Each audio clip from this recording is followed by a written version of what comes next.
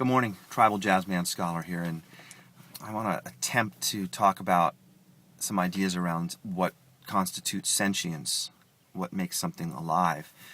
And I was watching a Powers of 10 video recently that took the viewer away from Earth by powers of 10 into the very farthest reaches of the known galaxies, the known universe, and then back in and zooming in on the the skin of the hand of a gentleman lying on a picnic blanket in the park in Chicago, and it zooms into the cell and then into the molecules, into the atom, into the nucleus of the atom. And at that point, it's reached the inner expanses of the known universe. But one of the things that's so striking is there's a few moments both in the movement away and in the movement in when things look very similar, that there's mostly space. And indeed, between the electrons and the nucleus of an atom, there's a lot of space. So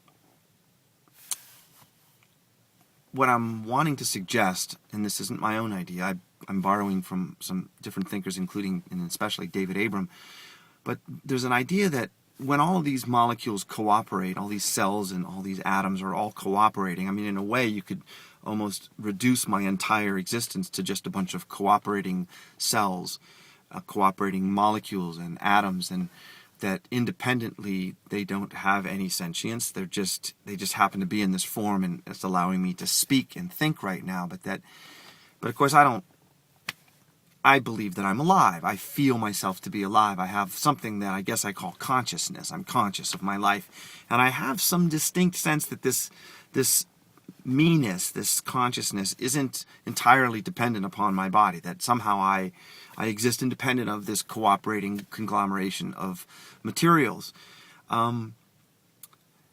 So one of the ideas that David Abram proposes is that sentience, that life is not the boundaries of my skin, but it's born in my interaction with something, my attention to something. So I attend to a deer, and life exists in that moment of attention.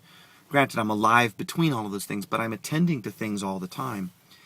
And the idea, the animistic worldview held by many traditional peoples, that everything is alive, that's very hard for us Westerners in present world to entertain. It doesn't come very organically to our minds to be holding the proposition that everything is alive. It doesn't feel that way to us. We don't define life that way. We have biotic and abiotic.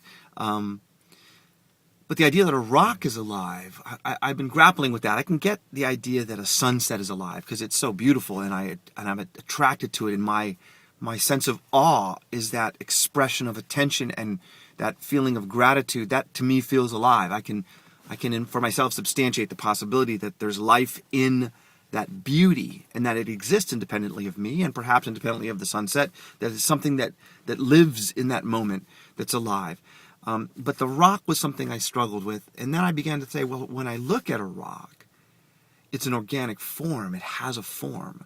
So in a way, the molecules and atoms and things in the rock are participating in such a fashion that they not only attract my attention, but they instigate a certain reverence from me. What a beautiful rock formation, and what a shadow cast by the sun, and I'm in that moment of attentive awe, and hence there is that life existing both between us and within each of us, the rock and myself, and in the awness of our interaction. Anyway, this is part of the way that I attempt for myself and in articulation to others to understand animistic worldviews, because as far as we can see, they are somewhat universal among indigenous, traditional, nature-based peoples, tribal peoples, and henceforth they are both part of kind of the organic response of Homo sapiens to the natural world when they grow in and develop within that natural world.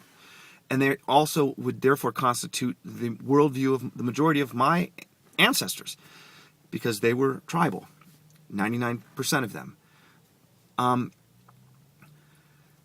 I was sitting in my car here, where I do my morning video blog, and I was looking at the car and looking at all the buttons in the steering wheel, and of course I have this, many of us have this feeling of our car has a personality. We like our car, we want to take care of it, change the oil, and groom it in the ways that we do, not run it into the ground.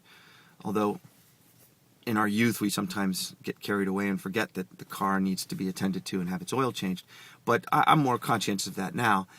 But what I was going to say was that even though this is a fabrication of human beings, it's been constructed by engineers and by builders and workers and people that extracted the minerals to create the plastics, and it's now a conglomeration of molecules and atoms that are cooperating to create this internal combustion motor vehicle that responds to my touch. And in a way, it has many of the qualities that I have. It has a function. It has a form. It has cooperating molecules.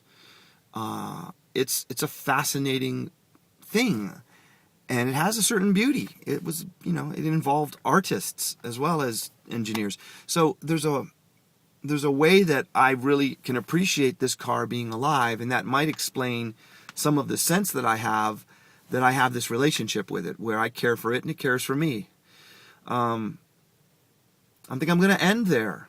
Tribal Jazzman Scholar on Animism and the sentience of not only the obvious living organisms that move about and speak and grow out of the earth, but perhaps the ones that are also stationary and appear non-sentient, but that have a certain beauty and radiance and purpose. And in that interaction between my sentience and their form and beauty, there is life extending from me and extending from it to some collective experience. That's enough philosophy for this morning. Tribal Jazzman Scholar. Thanks.